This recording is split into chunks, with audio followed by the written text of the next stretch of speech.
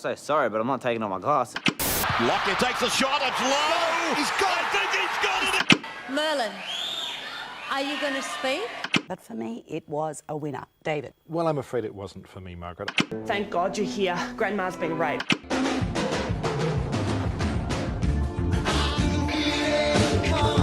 On.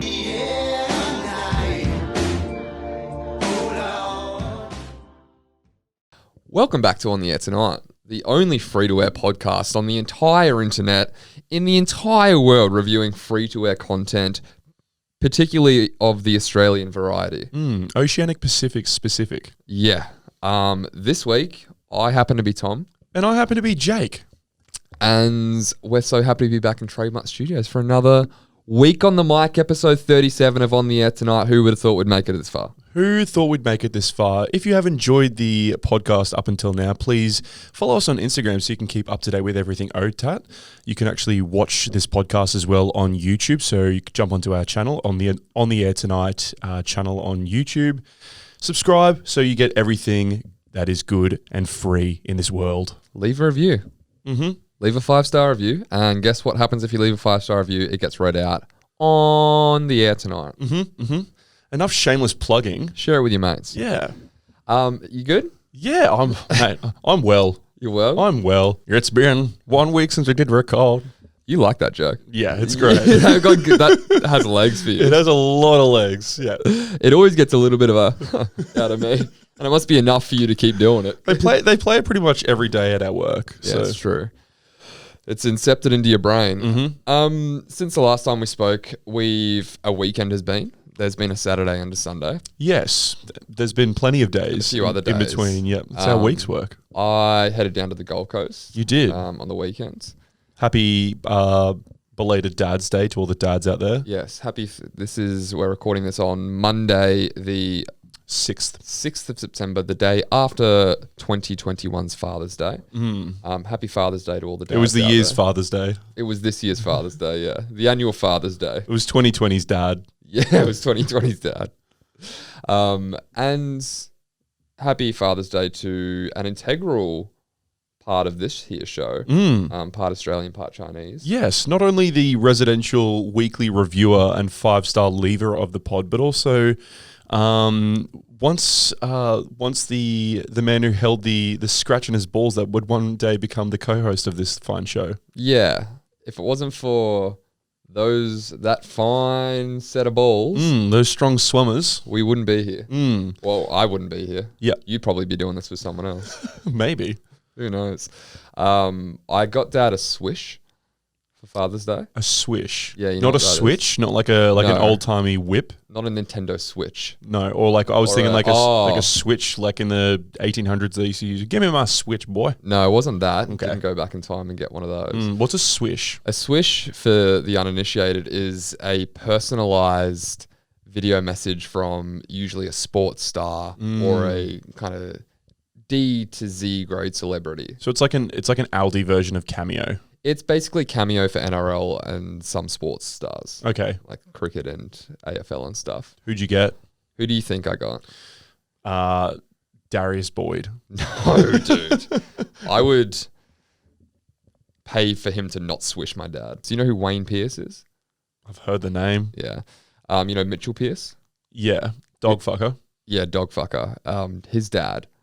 Okay. Dad of Dogfucker. Weird. Yeah. I mean, kind of fitting that you get that one fucking dog to a dog fucker's dad gets a dog fucker's dad to give a message to the dad of a dog fuck. Yeah, okay. I guess it's fitting. I don't know if that made any sense, but I'm going to run with it. I like you're drawing the red tape out and fucking finding doing a real Pepe Sylvia mode there. Very long bow. But yeah, that was cute. You pay like a little bit of money, you put some details in, and then it's like boom, boom, boom. And he fucking Wayne knocked it out of the park. Hell yeah. He was like, he touched on every single thing that I wrote. I basically said in the thing, Dad used to love you and the Balmain Tigers, Wayne, and then he moved to Brisbane and moved to the Gold Coast and became a Broncos turncoat. So feel free to give him shit about that.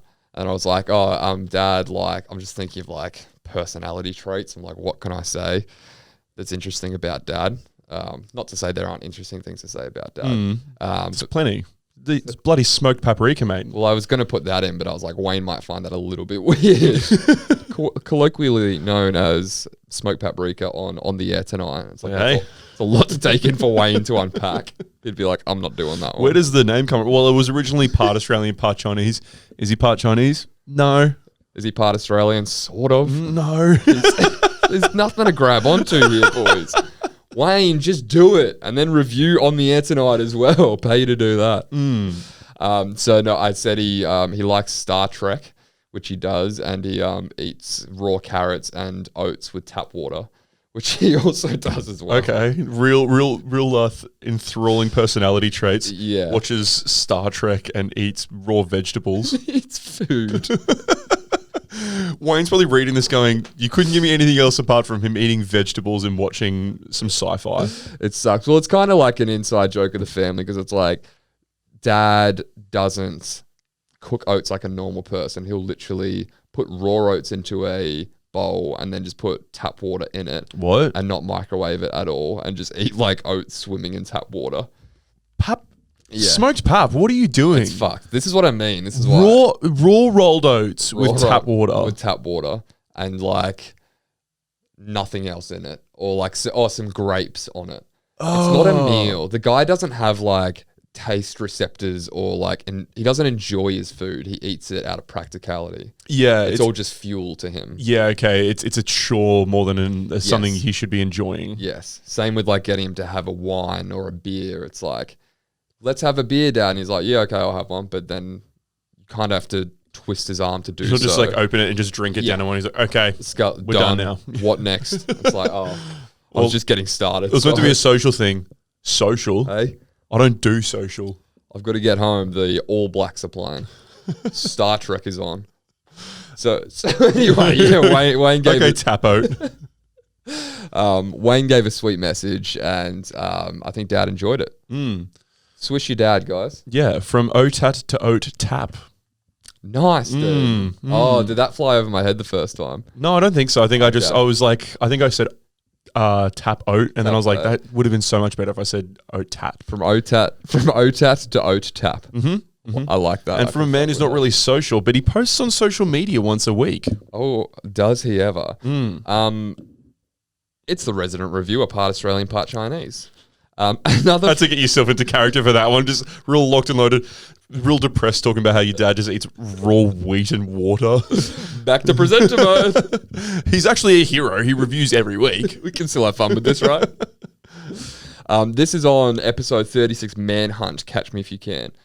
Another 5-star effort. Well done. Not sure if I should watch Manhunt as it won't be as entertaining as Tom and Jacob, or Jacob and Tom. Okay. Did he write that? Yeah, he wrote that, yeah.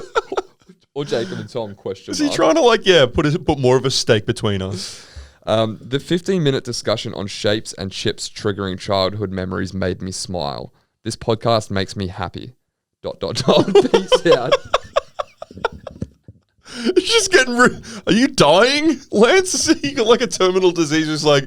before I used to actually review the shows, but now I'm just happy that I can listen to you guys. I looked over halfway through that. You're just looking at me like, oh, fuck. Is this what it's like having a dad? Yeah. No thanks. I'm good. I'm fine without. It's confusing, dude.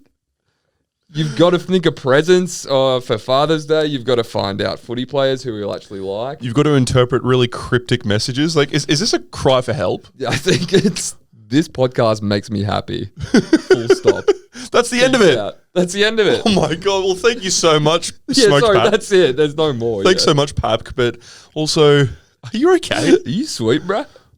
I think he is because we're with him once a week. Okay. He also said, I think the true review, which what he left out of that review just then was, I was with him on the weekend and he's like, did you guys have a couple of drinks before you press record in the last episode? And I was like, no. And I was like, why? And he's like, oh, you just seemed like a bit more giggly than usual. Yeah, just off on tangents. Yeah, I think it was that. He's just like, you guys must be pissed. Yeah. I was like, say it on YouTube, you coward. Call us out on a public forum. We did have a lot of giggles, but I think it was just taking the piss out of a lot of different British accents. Yeah, we were drunk on racism. Just high on life. Yeah, all that. Pick your poison, really. But none of it compares to the high that you get when you sit down with your husband or wife of 16 years and you just try to work it out. Just try and slog things out. This week we did just that, and we watched various couples sit down and just try and battle things out. Get a real insight into the life of different married couples. Yeah. We watched a show called Couples Therapy, available on SBS On Demand. We watched season 1, episode 1 and 2. Yeah. Not often we watch back-to-back episodes or something. We usually do we're usually one and done. Yeah, a bit of a marathon tonight. I'm a bit parched after that. 2 half-hour episodes of sitting on our asses. This is when I could use a sponsorship of an adult beverage to keep me... Replenishments, please. Yeah, come on. We're taking Mountain Goat sponsorships. Yep. Email ontheairtonight@gmail.com. Just DM me. Just send us a slab. It's not that hard. It's not that hard to send us beer. We'll give you a shout out. But Couples Therapy... this docuseries unlocks a hidden world, other people's relationships. I don't think I was about to say. Usually they're silent. I don't think so, man. It says Colin right here. It's Colin. It's starring Colin Hanks, dude. Cologne Hanks. Cologne. World-class therapist, Dr. Orna Guralnik, definitely guides couples through the minefield of honest confrontation with each other and with themselves, revealing the real-life struggles and extraordinary breakthroughs typically hidden behind closed doors. Very, very intimate show. It's everything that you described just then. It's an apt description is what it is. Yeah, it's... Whoever's written that description has definitely seen the show. At least a couple of episodes. I could have probably done a better job. Yeah, well, I reckon after two episodes under the belt, I would have had a better description, but that's fine. So what did you think of... That one was good. What did you think of couples therapy? Couples therapy? Yeah, I really enjoyed it. Is it couple therapy or it's couples therapy? Couples therapy. It's literally just called couples therapy. I really enjoyed it. Enough to watch 2 episodes, which is rare. Yeah. And yes, they're they're only half hour long, but we very well could have ended at the first one, but we were genuinely hooked to be like, holy shit, this is decent. Yeah, it's funny because like I'd say that outside of like Luke Longley or like outside of Australian Story and the Australian Dream, most docu-series that we've watched have been done by Channel 9. Your Framing Britney's and your Chopper in His Own Words. So it's like these clickbaity. Everything's got these like this shitty alliteration and double entendre voiceovers, and really bad cut to ad breaks.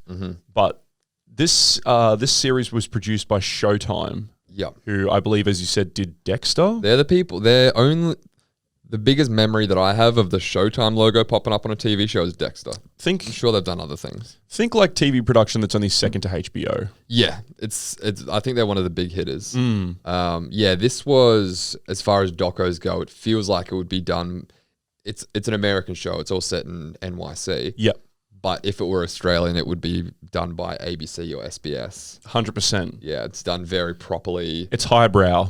This is like the therapy scenes in Maths if it was not edited within an inch of its life and didn't have dramatic music swelling. Yeah, wasn't just commercialized. Exactly right. If Hans Zimmer wasn't like hired, like given a box of cereal to do like 30 minutes of score for a Channel 9 show. Yeah. This is like... Because when you watch Maths, it's like they are real people with genuine problems, and like that, like at the core of that show, there is this show somewhere in it at the core of Maths, but they have to fuck it up so much to make it so consumable and broad to everyone. Yeah.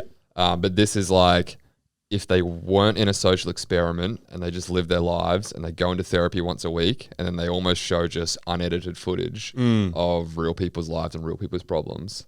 With an actual therapist, not an expert who sits there and is like, well, what I think you should do is fucking do another season for us. That'd be great. Some holier than thou elitist pig. Yeah. Yep. Yeah. Thanks, John. Yeah, exactly right. I suppose it's like the difference is that this is a docu-series, whereas Maths is just reality TV, which reality TV has a special place in both of our hearts. We can laugh at it. We can cry tears of joy pissing ourselves laughing at it. It has its place. It has its place. I remember you telling me on the way here, we should watch this couples therapy show, and I was like, all right.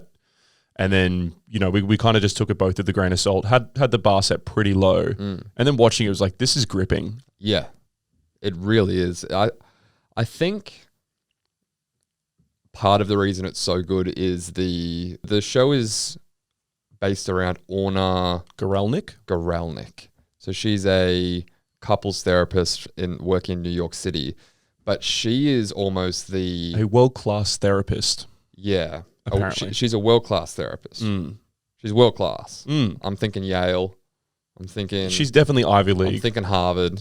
She's some either Dutch or Swedish with a name like Orna Guralnik, and she's got a bit of an accent as well. She knows or what Swiss.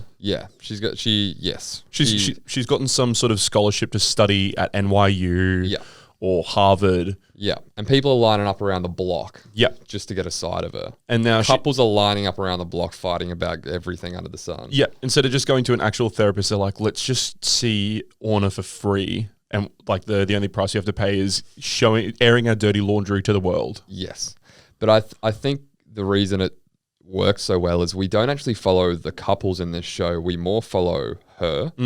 Like she's kind of the through line and the person that we follow as the audience. We're seeing the couples through her eyes because we'll go through intense sessions of talking to one couple about something hectic, which we'll get into, and then another couple, and then another couple. And then after all of that, we follow her home on the subway in New York City. Yep. And she goes to her clinical advisor and it's kind of unpacks her day, and she's talking about the couples that she's been seeing. So it's actually, the whole thing is kind of through her eyes, and she's great. Like I've never been to therapy myself, and I don't know what it's like or if all therapists are like this, but just like the way that she listens so intently to people I could never do it. It looks exhausting. Yeah, she's constantly just chin on her hands, just not blinking, just engaged. 100% engaged. Like the most active listener you've ever seen. No phone, just 100% wide in. And doesn't break eye contact. Yeah, just tell me more. Completely leaned forward into people, giving her all for every second of the session. Yeah. Time and time after time. Session after session after session every single day. And she bears a heavy cross. I guess all therapists do, but having to, especially in couples therapy where you're just dealing with people's conflict all the time. Yeah. I mean, in therapy, I guess you're dealing with people's trauma or anxiety or, transgressions, whatever it is that people go to therapy for. But, in couples therapy, you're bearing you're constantly dissecting and trying to be the mediator and a really objective one in two people having this conflict. Yep. And then you've got to go home and try and internalize that and carry all that baggage. My question is, she goes to her clinical advisor and then unloads all of this. Who does her clinical advisor go to? The buck has to stop somewhere. Somewhere, right? man. Who does her clinical advisor go to? And then once you've answered that question, who does that clinical advisor go to? The clinical advisor goes see another psychoanalyst, and then the psychoanalyst goes see a different therapist. Then that therapist goes and talks to the person behind the deli counter, and the deli counter person's just like, "Lady, you have to go. There's people behind you. I don't want to hear your shit anymore. Come on, go to therapy, please." I'm the last therapist. I'm at the top of the food chain. There's no one left after me. I can't go back. It'll be just an Ouroboros. Yeah, she's just this queen bee at the top who's consumed everyone's problems. Just this blob who's like, there's no one left. Just constantly, just inflating more and more until she's about to pop with all these people's just anxiety. I'm taking on the whole of New York City's problems right now. Every therapist and every therapist patient. I'm Violet Beauregard, about to pop with depression and anxiety and trust issues, just coming out of her ears. Yeah, fuck that job, honestly. Yeah, dude, queen bee therapist, the last one on the chain. But they did a good job in, you don't ever get bored in this show. Like, you'd think that, the concept of watching couples just bicker for they're 27-minute episodes, so you can pump out a few episodes. And I think there's a handful of seasons on SBS On Demand. Yeah. Well, sorry, just before you get into No, another please. one, I was just going to say, on her going to her clinical advisor, Yep. at the end of the day, after she's seen all of her patients, Mm-hmm. the first thing we get, and it's interesting that they call her clinical advisor and not her therapist. Yeah. Do you think she would have a therapist and a clinical advisor? I think so. So I think a clinical advisor is almost like a supervisor that you go to and go, this is the work that I've been doing, Yeah. and then the therapist is someone that you can go and talk about how it's affecting you. I suppose she does that though with the clinical advisor. She talks about not being able to sleep and this keeping her up at night, and she's just constantly fixated on helping these people. Yeah, but I think a clinical advisor may be more like someone to bounce ideas and solutions off of how to help these couples, how to help with her work, almost like a manager. I don't have a solution. Can you help me with this? Yeah. Whereas I suppose her therapist would just be like, you wouldn't talk about anything but work with the clinical advisor. With the therapist, you'd probably talk about things outside of work, I'm sure, and a lot of work as well. But yeah, she says the most exhausting thing is, she said she couldn't sleep the night before, and it's a lot of responsibility as all of these people are putting all of their hope in their relationships in her. Or sorry, they're putting the foundation of their relationships like, fix us. They're looking at her and going, fix me. The very fragile state of their relationship, like throwing it onto the doctor or the therapist and going, help us. What do you think? And it's like, we're just banging heads against each other at the moment. Yeah. Please save us. It's like, that is a lot of responsibility. And honestly, looking at it, like, reminded me a lot of the movie Marriage Story. That's kind of off tangent, but like, we were both watching it, and as two bachelors, we were both just like, oh, I do not want to date anyone right now. No, it's I've never been in couples therapy, but if this is what is at the end of like 16 years of marriage, take me now. Yeah, it doesn't look worth it to me. I just want to be around the boys. If this is what this is what a partner, a soulmate gets me. Yeah, it paints a negative depiction of marriage for sure, and not in a manipulative way. It's just people in couples therapy, their marriage isn't going great. No one's going to couples therapy and going, everything's fine. Yep. So it's like, by proxy, you're just seeing bad marriages on screen for hour after hour. And I suppose that's the thing is like you always hear no marriage or no relationship is perfect. It's something that you've got to continue working on. It's never a fucking Disney movie where, the prince and the princess find each other and happily ever after. Like the clinical advisor talks about, like, everyone has an idea or like a depiction of what they want in their partner, in their life partner, and at some point in time, the expectations meet reality. Yep. And your expectations will overcome the reality, and you'll start to become upset because that person's not living up to what you want them to be. Yeah, she says the expectations always exceed the reality. You can't change a person's true nature. Yeah, and no one's a Disney prince or princess. And yeah, the fantasy that most of us have, or most of these people in the show have as a little kid, of like, I'm going to marry the perfect. Yeah, it's just, in reality, you got a douchebag with a snap back. Sorry, kids, it doesn't exist. Love's not real, boys and girls. Spoiler alert. The only real thing is listen to this once a week. OTAT banter. It's the only relationship that won't quit on you, okay? And we won't quit on each other. Actually, I've been meaning to talk to you. Stop the mic. Cut. But yeah, so that's kind of I keep getting her name wrong. Is it Olga? Orna. That's Orna's journey, but it's Orna, right? Yeah. Just to kind of brush the whole thing with a very broad stroke. It's really well shot. She has like a beautiful, she has a therapist's office. It's an aesthetic New York apartment that's been converted into a therapist apartment. Yeah. Sorry, a therapist room. Whatever you want to call it. Yeah, a lab. 4 walls in which a therapist exists. A lot of earthly tones. There's a husky puppy in the corner that just sits there and looks cute to like kind of diffuse the patient's anxiety. Yes. Well, lots of mahogany, lots of books on the wall. So it's if you've seen any film with a therapist office, this is, I suppose that's what they look like in real life as well. Yeah, everything except what The Sopranos has, like a lot of metallic, angular furniture, Yeah. really barren. Yeah, it's interesting after watching The Sopranos and then this, and the difference in, her name's Mulvey in The Sopranos, I think. Melfi, sorry.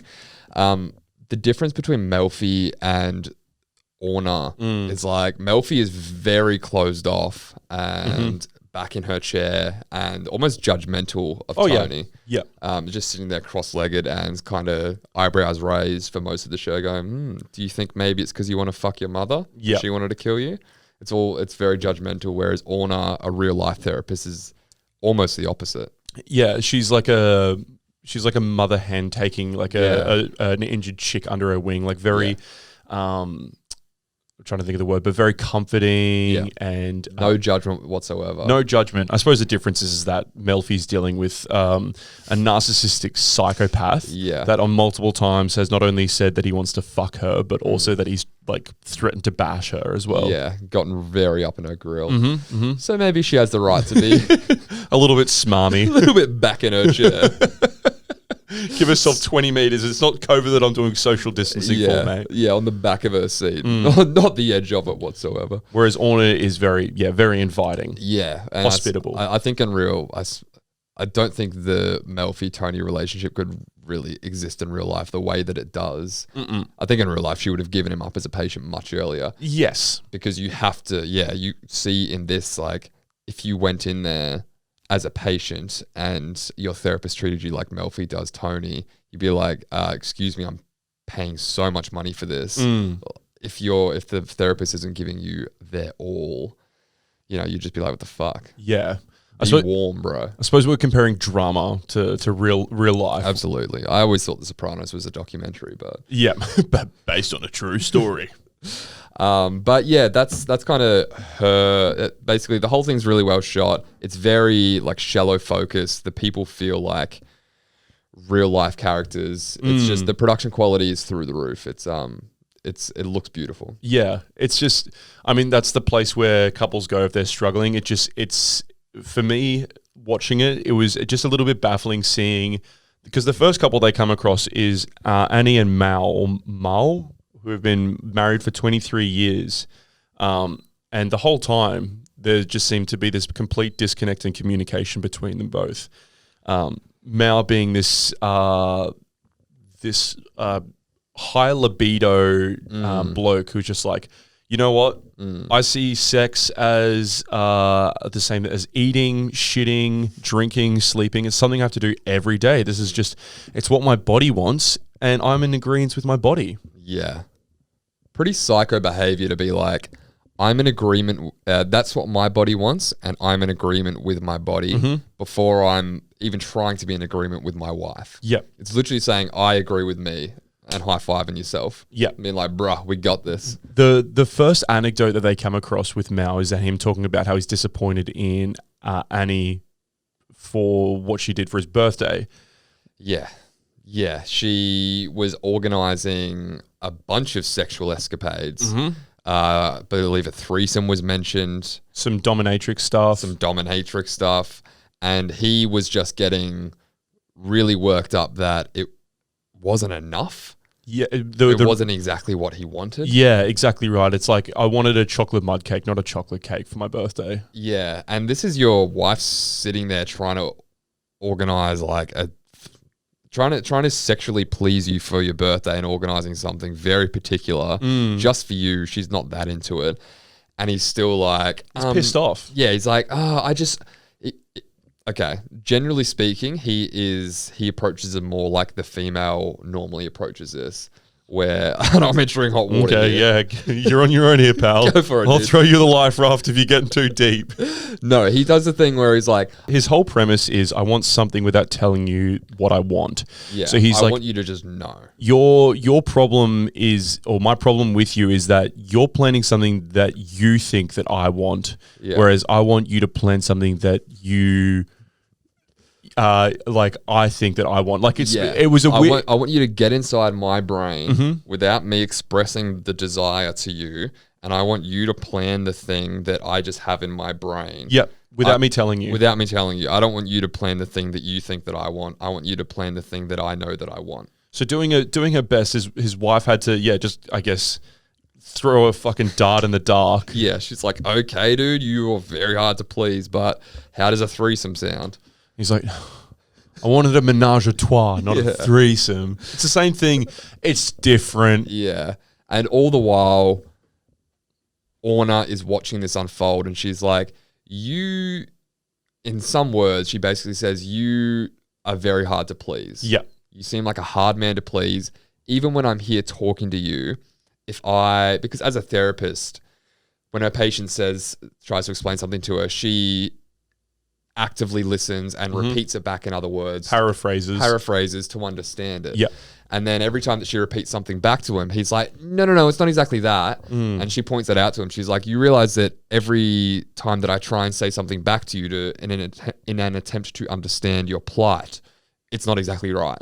And that's exactly what you're doing with your wife. Your wife is trying all of these different things and going to all these efforts, but it's not exactly right. It's not exactly perfect. Just being so difficult about it. Like Orna would basically repeat exactly what it was like, I want a red car. And she's like, all right, so what I'm hearing from you is you want a car that's red. No, you're not listening to me. I told you that I want a vehicle that I can drive that is of a hot color. Yeah.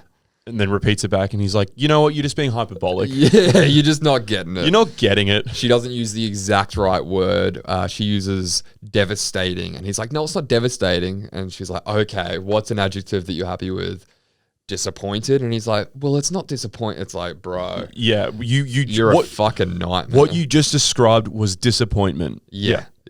And it's your world, and we all just have to try to pick up the pieces and follow along and try to understand exactly what you're going through. Yeah. And if we don't get it precisely 100% right, it's our fault. Yeah. Fuck being married to that guy. So fucking nightmare. We'll keep tally. So one for the ladies there. One for the ladies there, Yeah, for yeah. sure. The dude, at least in the first session. The dude is batshit crazy. So there's four couples that we see. The next couple that we come across is Elaine and Deshawn. Elaine and Deshawn. Together for 11 years. Elaine is very intense, wants to always be in control in her life, and she kind of goes into the reasons for that in her second episode. Yeah. At the moment of me recording this, Tom's drawing on his hand, so I can tell he's got his full concentration. No, I'm keeping the tally on my hand. Oh, right. Ladies, males. It is work related, dude. All right, buddy. You think I'm just scrolling away on my hand? So I was like, what are you doing? I'm talking to you here. I'm trying to concentrate and you're just fucking drawing on your hand. Like, note to self, don't ever do a podcast with this loser again. I've literally drawn L, M, and a tally on my hand so we can keep track of who's winning. Except we come across a same-sex couple pretty soon, so. Oh, I need a third column. So Elaine and Deshawn, a couple of 11 years. Elaine, very intense, very controlling. Deshawn is someone who is apparently a workaholic. Yeah, Elaine calls Deshawn 20 times a day. 20 times a day at work. Yeah, 20 times a day at work. And he's like, the rule is you don't call me at work. And she's like, well, what am I going to... She just... obviously is a very needy person. Yeah. And he's wants like... attention. Yeah, and he's kind of trying to explain to Orna that she calls so much at work and it's about trivial little things. It's never about anything big. It's always things that could wait until she gets home. And Orna's kind of trying to, I suppose, play devil's advocate and side with Elaine a little bit. And she's like, oh, do you think she's just missing that connection? And he's like, we just spoke. Yeah, that's one of the best parts in the show. He's like, he kind of talks in this high pitched accent. He's just like, we talk all the time, and she just has to call me at work, and she calls me 20 times at work, and then Orna's like, don't you think that she just wants that connection? And he's just like, we just spoke. Yeah, he drops like 14 octaves. Yeah, and it's like, where did that voice come from, dude? That's worth the price of admission in itself. We just spoke. We just spoke. With the most like confused look on his face. Yeah, like real, just like furrowed brow. Just like, are you serious? Yeah, this? And Orna's like, okay, I'm not going to go there, I guess. We found Deshawn's line. And he's just kind of like, Look, I want to talk to you, but I'm working. I'm committed to I'm busy at work, so I can't answer your 20 calls a day. When I get home, I want to engage, and by that time, you don't want to have that conversation anymore. Yeah. And she's just like, yeah, because the moment's gone. Yeah, I got over it. It's like, well, What did you get over? What kind of fucking flavored bagels you wanted to get me to get today? yeah. And if the topic that you're reaching out for to tell me about doesn't sustain like 6 hours of attention, Yeah. probably wasn't worth it in the first place. You know what this session reminded me a lot of is like every single stand-up comedian that does like a bit about, like male stand-up comedians, I should preface by saying, but they've all got this like passive-aggressive thing about like women, just the way they communicate, they text you and they're just like, I've been thinking ... and you gotta guess what they're thinking. Yeah, I'm over here filling in the gaps. You writing the text. You tell me what you think. Now what, this is a collaboration? Thought you was texting me. Chris Rock, I'm here all week. No, I want you to tell me what I'm thinking. Yeah. This is Oh, baby. Imagine Mal, the guy in the last therapy session with Deshaun, just like, Yeah, dude. I want you to know what I'm thinking. Tell me what you're thinking. Those two dudes going at it. Yeah. That's the dream, dude. So definitely, I don't know. It's hard because in the second episode, Elaine talks about like, no, definitely the guys win this one because there's no winning in therapy. But if you have to pick someone who's like more right in this situation, she's like, I hate it when Deshaun goes out drinking with his mates because I hate when people drink because they lose complete control of what they're doing and they're not themselves. And why would you ever want to be out of control of who you are? You're not as lucid as you are. It's not productive for anything. It doesn't lead to anything good. Yep. And then Orna's like, oh, so you don't drink. And Deshaun's like, she drinks wine every day. Yeah. And She she's like, drinks yeah. more than me. Yeah, she drinks more than me. Yeah. And Elaine's like, yeah, I do. I'm just at that point I was like, hang on, time out. Yeah. You got a problem with drinking, but you drink piss every day. That's poopy as therapist. Hold on. Hold the fuck up. Time out. Time out, dude. Let the man drink piss. We're gonna call a timeout. The man wants to drink piss. Hold on. Did you say Let him rip. You've got a sponsorship with Mountain Goat. Let him talk, Elaine. Let him talk. Bro, do you want to come on the podcast? I've got this thing on the side. Got this little side hustle going. I actually do it at Trademark Studios. You heard at TX. They've got great therapists. You don't need this shit. Mind chatter, just text the fucking text line, bro. Come on, man. It's a charity. It's a conversation starter. Conversation starter. So that's a definite win for the males going to Deshaun because, yeah, don't get mad at me for drinking piss if you drink more piss than me. Yeah. The problem that it is it sounds like she's a homebody drinker and she cracks open a nice bottle of red at home. Yeah. Puts on a White. movie. We don't discriminate by color. Yeah, it could be anything. I'm just assuming red, mahogany, The Office, therapy. It's all Sure. it all ties in. Little Pinot. Yeah, she's not on the goon box. She might be on like the Cardinet. Yeah, she could be as well. Doesn't matter. Doesn't matter. Sort of nitpick. Thanks, Jacob. No, it's not exactly right. It's actually- first guy's session. It's actually port. What was my point? My point is that she's a non-social drinker and drinks when she's at home on her own. Whereas Deshaun wants to go out and rip in with the boys. He loves getting lit. Yeah. Not blackout drunk, just a little bit drunk. Yeah, just a little bit dry. He's like, she goes, do you get to the point of blackout drunk? And he's like, no, I just slur my words a bit and I fucking have a good time. I rip in. And then Elaine's like, it's funny because Orna breaks down why this is a problem for Elaine. Yeah. And this is the biggest how therapy works on show, on display, and shows why Orna's so good at what she does. Because she's like, okay, you don't like him drinking. Why? And she's like, because you can lose control. And she's like, lose control and then do what? I don't know. He could maybe not make the right decisions. Like what?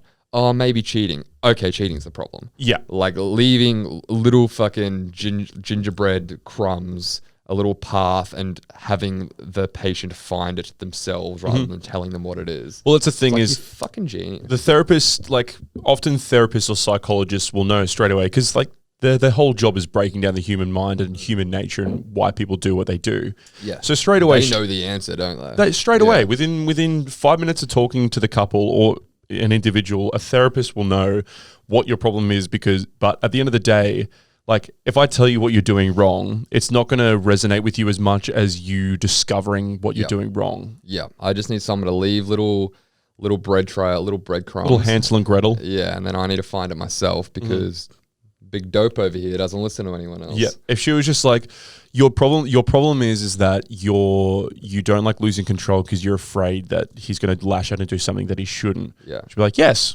Yeah.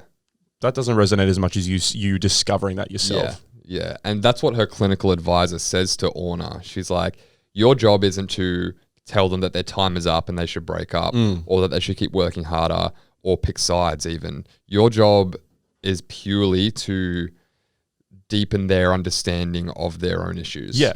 That's like all she has to do. It's like if I was a therapist for smoked pap and I was just like, instead of helping him discover the reason, if I was just like, Lance, the reason that you eat raw oats with tap water is that you're hoping that eating things in their rawest and toughest form will somehow indirectly affect your son to toughen up and be able to win an arm wrestling contest. But the truth is he just keeps backing out of it like a coward.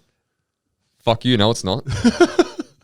That would be his reaction. But no, if you let him down that, do you think maybe the reason you eat oats with tap water is because your son's a weakling? Maybe. Do you think maybe he was malnourished as a child? Maybe. That could be it as well. Whilst this isn't live and whilst no one's obviously listening to this at the time of recording, I can hear Lance like silently nodding, just eyes closed on his recliner, just, yep. Jacob knows me too well. Mouthful of raw slush. I guarantee he eats this exclusively when he's eating grapes and raw oats. Oh, that's just... it's a sad... I know. That's not how I want this podcast to be consumed either. Get your dad some Uncle Toby's for Dad's Day. We tried. Tried everything. Make it for him. Get him therapy. That's what he really fucking needs. No amount of Uncle Toby's honey pre-made sachets is going to change his ways. No, that's bullshit. I'm not eating that. I'm not eating that sugary processed shit. I want it straight from the ground. And not quick oats, rolled oats. I want it plucked right out of the earth. Yeah, I want bits of raw oats sticking out of my teeth for the next week. And I don't want that. I don't want water out of a what do you call it? Like not a fertilizer, a purifier or anything like that. No Brita water. I want it straight out of the tap. I want to taste the chlorine. I want chloride rolled oats. I only drink water when God is angry with us and he decides to put a thunderstorm on top of us. It's the only time I drink is when it's straight from God's foreskin. That's disgusting. Don't say that again. Okay, it's straight out of God's foreskin. Righto. Clouds. That's it. Oh, that's why they look like that. Doesn't everyone's foreskin look like clouds? You need more than a therapist. Maybe I need to see a different type of doctor. No, not this head doctor, this head doctor. You need a dick doctor. A dictator. You need a dictator. You need a dictator and a doctor. Yeah. So someone to help with my linguists as well as what's going on downstairs. Cloudy dick over here. Just put me under. I hope it's just the pubes. Like pubes, clouds, they can kind of be assimilated to one another. And what the bolt of lightning is the penis or something. Well, the bolt of lightning is your piss coming out of your dick because it's yellow. The piss is the rain, dude. Well, okay. What's the lightning bolt then? The penis. Okay, your big thunder rod. Yeah. You've been thundercocked. I was thinking, oh, Thunder Rod by Bruce Springsteen, Thunder Road. That could probably work a bit better, but they both work. We're patriots here. We only talk about Tracker-Dacker, mate. Okay, sorry. Bruce never happened. Professionals, what you are. Oh yeah. Orna, can we get you into couples therapy? This shit. Yeah, Guralnik this. Guralnik my balls, dude. Save this podcast. The relationship is crumbling. You're clearly not a world-class therapist if you're doing your fucking reality TV show, man. You're not that good. We've got, I bet, what's that? Orna, I bet you can't solve our problems. What are they? Man spreads. Sometimes he doesn't yes and my jokes. One of it's crumbling us. I think both of you have at some point you got severe brain damage, and that's why your review shows that no one ever watches. Orna. I don't Hey, think you this understand. isn't about me. You're projecting, all right? Projecting. Boys, I think the format of your relationship is tired and broken. And it's not up to me to say whether or not it goes on, but I just want you to understand that maybe people don't want it anymore. We're tired and broken, says the person who's just been fucking emotionally manipulating people for hundreds of years. Orna, more like gaslighter. Shrink? How about you shrink into the shadows and fuck off, mate? We don't need you, dude. You can take one of these. Is that real? Yeah. I thought that was with your mouth. That was with me, mouth. Guralnik off, please. But yes, we had two other couples on here. Back on tangent of the show. Off our problems. We had two other couples, Lauren and Sarah. They're 2 years married, and they're talking about how they're at a difference how they want kids. One wants a kid. Sarah wants a kid. Lauren, who is recently transitioned from being a man, says maybe she does want kids eventually, but her main thing is that she's not ready to bring someone into this world because she's only felt like that she's been a woman for a few years. She's only really known herself for a limited amount of time of her life, 10% of her life, basically. Yeah. And Sarah's biggest thing, big old fucking drama queen. We know who's the... Don't worry. Who's the winner? Sure. We know who's the winner of this relationship. It's exactly what I was going to say. Yeah, saved you there. Yeah, thank you for the life raft.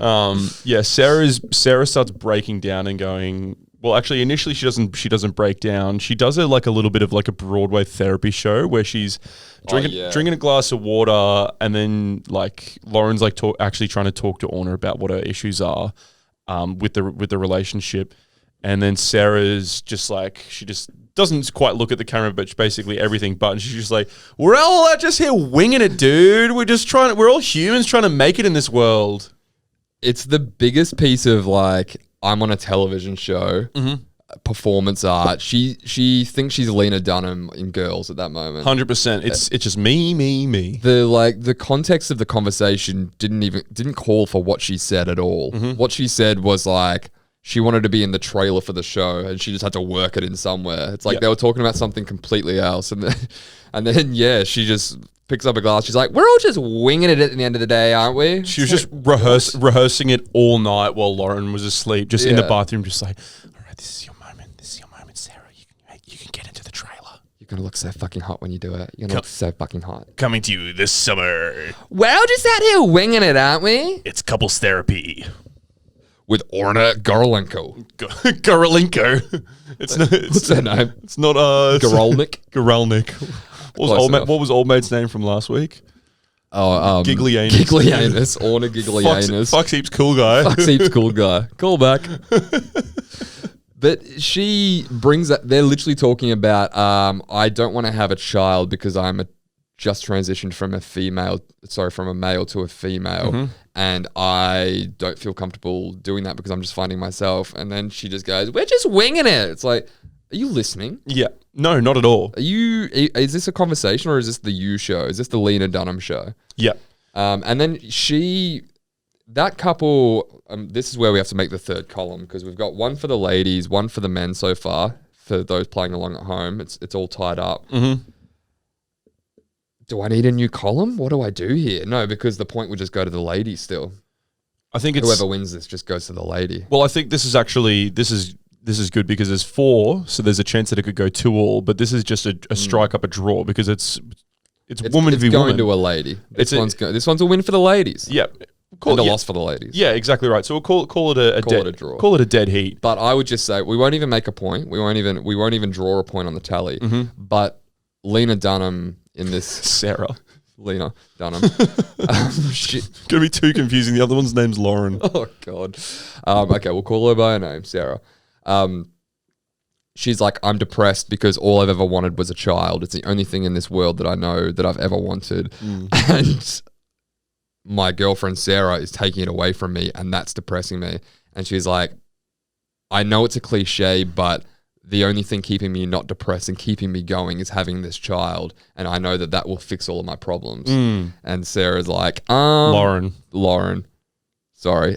Lauren goes, that's not an environment that I want to bring a child into the world of. Yes. And what if the baby doesn't fix all of your problems? Don't put your entire life's hope and happiness on this fucking little bag of skin peanut that won't be able to talk for 5 years. Yeah, this is her big moment to shine. Sarah, who was just like, all I've ever wanted in this world is to have a baby. This is all I've ever wanted since I was a child is to bring a baby into this world. And right now you're being selfish in not wanting that. You're jeopardizing it. And if I don't get that, you postponing that, I get that you're going through your transition and you're becoming a new person and you're only just figuring that out in the past 5 years. But right now you're not saying no, but saying just later. I get that you're saying it's not a no, it's just later. It's still jeopardizing my life. And all Lauren's saying is like, dude, if you're about to break down because if you're going to break down because the only thing that's going to keep you together is having a kid, then you probably shouldn't be having a kid. Yeah. And also that's the most selfish thing anyone said in the whole show. Yep. Like, I don't want to wait a year or a couple of years for you to figure your own shit out. I'm not saying never. I'm just saying not now. I want to end this if we don't get what I want right now. Yep. It's like, that's a bit pot calling the kettle black in terms of throwing the word selfish around. It's tough. It's tough as well though, because I mean, we don't have to deal with this at all, but women obviously have a ticking time clock. And yeah, True. Exactly. That's and true. Lauren and Sarah probably mid-30s, Yeah, mid to late. 30, 36, 37, I'd probably put my finger on. And yeah, fair enough if Sarah's like, I want to have a kid now. But it's like, okay, but if there's not to make it a broader thing, but it's like there's plenty of people in the world that want to have kids and they can't. Yeah. It's heartbreaking. It's horrible. I'm not gonna say that your issues are trivial or whatever. But at the end of the day, if this is your be all and end all, and you don't think you could ever get past this, just develop some resilience. Yeah, and develop some part of your develop some part of your identity that is outside of your child, or else you'll be miserable because that kid is going to grow up one day as well. And then what are you going to do? Have another kid when it turns 18, 19, 20? Yeah. It's those mums who like have no idea what to do outside of it's postnatal depression. Yeah. And look, I mean, if the ladies listening thought they got hard done by with the third couple and not getting a win or a loss, they just got a draw. It's 1-1 at the moment. So this goes down to the penalty shootout, overtime, golden point.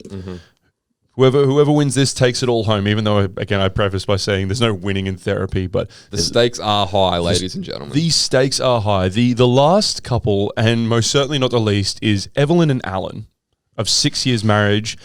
They did a really cool thing in the very first episode where they did Evelyn and Alan go into the therapy office with Orna, and they go, it says 6 years of marriage. This couple has been being seen for 3 months by Orna. Yep. And it's at their 3 month mark. And Alan just looks completely disenfranchised. He's rolling his eyes at everything that Evelyn's saying. And Evelyn's kind of really really emotional and sad and pouring her heart out. For sure. Yeah. Alan's kind of just going, well, look, I don't think I'm going to make you happy. Yeah. The only way, his summary of their relationship at that point is, I want to end it because there's nothing I can do to make you happy. And and he's got a backwards hat on.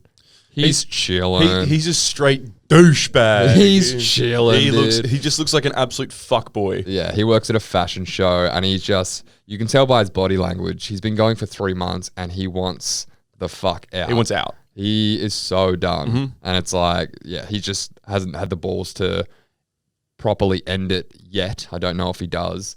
But he's just so over it. His complete shtick or his argument is like, you need to give me more trust. Like, how can a relationship happen without trust when you think that I'm out there cheating with people that I work with just because I'm at the bar for 7 hours after work drinking with a bunch of chicks. He works at a fashion company. Yeah, fashion company. And has probably the worst fashion of any man on the show. Yeah, a lot of V-necks and snapbacks. Yeah. That real like New York City, like...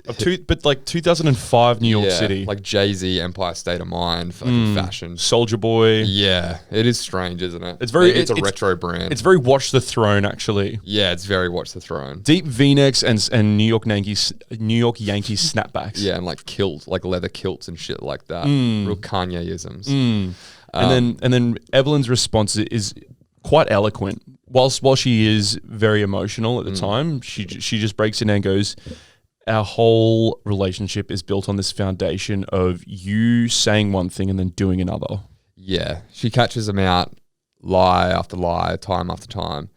And yeah, he's saying, you'll never be able to trust me. There has to be trust in a relationship. And she's saying, you have to earn my trust. Yep. How do you expect me to trust you when I haven't caught you cheating, but there's all these little lies that you tell me, and you go to the bar when you go to this place when you say you're at that place, and I catch you out. You've openly said that I'd much rather just placate and just sidestep around a conversation rather than tell you something honest because I don't want the argument.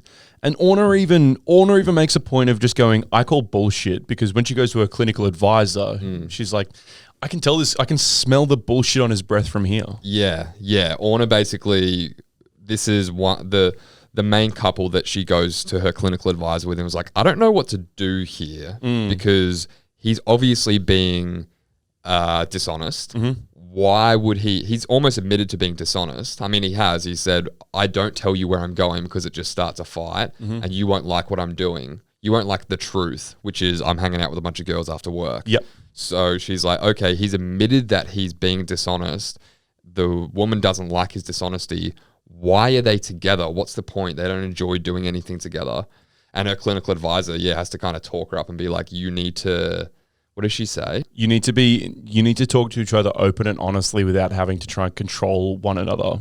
Because Alan's whole thing is him going, I want to be honest with you, but if you're going to get upset, and she's like, stop trying to control what Evelyn is doing. You're avoiding the confrontation before it even starts. So you need to be open and honest, knowing that a confrontation could come, because that's the only way you're going to have an open dialogue is if you're okay with Evelyn expressing how she really feels. Yeah.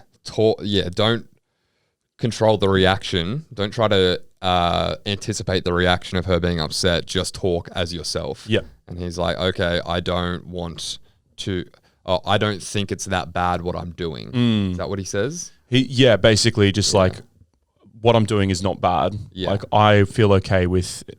But he doesn't actually go as far to say that. His whole thing is just going back and going, you need to be okay with how I'm reacting or how I conduct myself because I don't see a problem with it. Yeah. And Orna's like, stop. You keep trying to control how your partner's feeling. Yeah. What you need to say is, this is how I feel. I hope that you can understand where I'm coming from. I appreciate that you might get upset about it. I can see where you're coming from, but this is my opinion. Yeah. And then we kind of have a pretty intense therapy session with them 3 months into their therapy. And then... So the end of the episode is that it says they've been having therapy for 3 months. Yeah. And then it's them just kind of like him rolling his eyes dejected, and her like crying. Yeah. And then it cuts to 3 months beforehand. Yeah. And the first scene is him in like, he's got like a snapback on backwards. He's in camo gear. Like he's in the street where he doesn't really care. Yeah. And she's just bawling her eyes out. And then cut to 3 months earlier, he's in his Sunday best, top button done up. Yeah. She's fully dolled up and like very happy and bubbly and just wants this to work. The room just looks brighter. They're putting on their best front. Yeah. For Orna. For Orna. And for SBS. Yeah. Well, Showtime. Showtime. They're open-minded and they're going in actually trying to solve it still. Like there's it's the before and after pretty much. So they show you the after before they show you the before, and you're like, oh shit, how are these 3 months of therapy going to play out to get us to that broken point at the end where this guy doesn't give a fuck and this girl's heartbroken. Yeah. And that kind of hooks us into the next episode. Yeah, exactly right. And I think you'll find if you end up watching this show that at the end of the day, chicks win, man. Yeah, well, that is. That is 2-1, baby. That is 2-1 to the ladies. Because Alan is a douche. Yeah. Yeah. Alan wears hats backwards. He's too old for it. He goes out with the girls in the fashion industry and he just doesn't give a fuck. Just doesn't. Bold as shit. What's apathetic? He's very apathetic. I can smell the apathy on him. Stinks. He stinks of apathy. You stink, homie. That's what Orna says to fucking her clinical advisor. She's like, just go fucking stink. Stinks. I smelled my fucking husky growled at him the moment he walked in. My dog shits on the walls and it doesn't smell as bad as this guy. Oh, the apathy coming off you, bruh. With a cocktail, a mix of fucking pussy as well on your breath. Yeah, just... And not your wife. Unfaithfulness, yeah. Yeah. So, Thomas, what would you rate Couples Therapy by Showtime streaming on SBS On Demand? I really enjoyed it. I would actually recommend this thoroughly. I think it's like, it might not be everyone's cup of tea. I love this shit. Just seeing, like, I love it's basically a grounded, realistic version of maths. Yep. Sometimes I can get into maths because the human component is like interesting enough, but it's kind of blinding and deafening. And it's dramatized and highly polished. It's very hard to consume all of that as a package. Sugar-coated. Yeah, it's just covered in sugar. It's covered in sugar. Diabetic. It's diabetic. Whereas this is a much healthier, almost like a poke bowl or an organic soup version of it's maths. a Buddha bowl of therapy. Yeah, you're getting all the good stuff and the interesting human dynamics and what makes people tick and how relationships crumble over time without all of the bullshit that's maths is wrapped up in. So it's a bowl of raw oats and cruciferous fruits in tap water. That's exactly what it is. Compared to some bullshit Uncle Toby's porridge from a sachet. The dad'll never eat. We'll discuss that next therapy session, Lance. Oh, God. Put Orna and Papk in a room together. We'll go toe to toe. Toe to toe. It's not you, it's me. I'm fine. I'm this old. You think I'm going to change now? I'm 58. Just don't, all right? Just don't. Don't try it. Greater women than you have tried, trust me. Trust me, Orna. This is actually counting as social time, and now I can't talk to my kids. Yeah. I've tried to speak to you for an hour, and now I can't interact with my son. And you know what you're doing, Orna, is you're robbing me of the social time that I'm not going to spend with my children or my family later. Great. That's my word limit.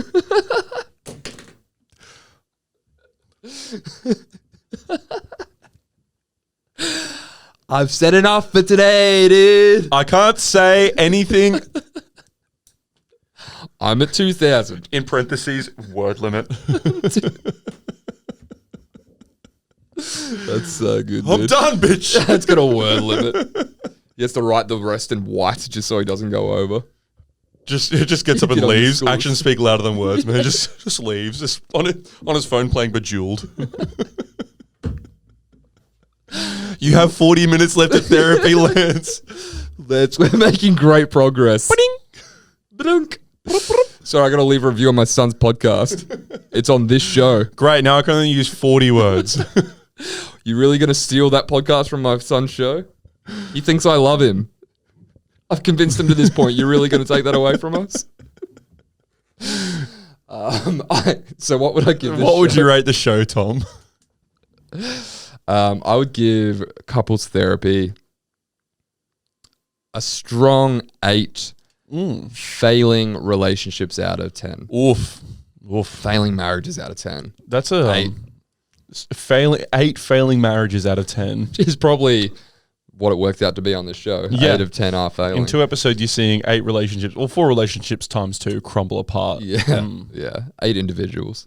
Yes, very true. Well, 9 if you count the therapist, Dog. just like in the corner by the end of the series, just in the fetal position, just Yeah. I don't know how therapists do it, dude. I don't know. because they're psychos themselves. Yeah, they have to be. Imagine taking that shit on. You need to be a twisted human being to like want to delve into the human mind. Special breed. We're on a streak of special breeds. Last week we had special breed. You need special breed to be a cop, especially a manhunter. You need to be a very special breed in a very different way to be a Orna Guralnik. Guralnik. Sure. Guralnik. Sure. I like it. Sounds like a football player. What would you give couples therapy? Yeah, I definitely liked it as well. I wouldn't go as far to give it an 8. I think it's got watchability to continue, feasting. But I'd give it 7 disappointing threesomes out of 10. Nice. Yeah, 7 shitty birthday surprises. Yeah. 7, it's never good enough for my birthday. I don't want a threesome. I want a foursomes. Yep. 7 kink shames out of 10. 7, I'm never going to be happy with what you give me because I'm a control freak. And if you ask me what I want for my birthday, whatever I tell you isn't going to stack up. And you have to know in my head what I want before you ask me. Out of 10. Any questions? Any questions? Any more dumb questions? Pretty simple, dude. Come on. What is that hard to live with? We've been married for 23 years. You don't know me yet. You're not perfect. You've got things to do, dude. You're not Professor Xavier. You can't just read my mind. To Orna. You're not perfect. I bet you got some fucking baggage over here. You got a dog sitting there with one blue eye, one black eye. What'd you do to the dog's eyes, Orna? Orna, I'm onto you. Orna. It's a fucking husky. We're in New York City in the summer. It's meant to be in the snow, dude. It's 43 degrees outside. What does your name mean in your native language? That thing rides the subway home with you at night. It's all natural habitat for a fucking husky. Bullshit. Bullshit. I'm not buying it. Oh, well. All right. Enough. If you did enjoy this episode of OTAT, we do thank you so much for joining us this far into the episode. As I mentioned, if you did enjoy it, be sure to share it with a friend, a loved one. Shout out to our friends and family down in lockdown in Sydney and Melbourne. So to keep yourself stimulated and from going insane with cabin fever or becoming a cannibal and eating your housemates, share some content from some guys in the Sunshine State. Yeah, and also don't end up on couples therapy. Yeah, try not to. If OTAT can keep one couple out of couples therapy, then we've done our job. We've done our job. See you next week, guys. Bye.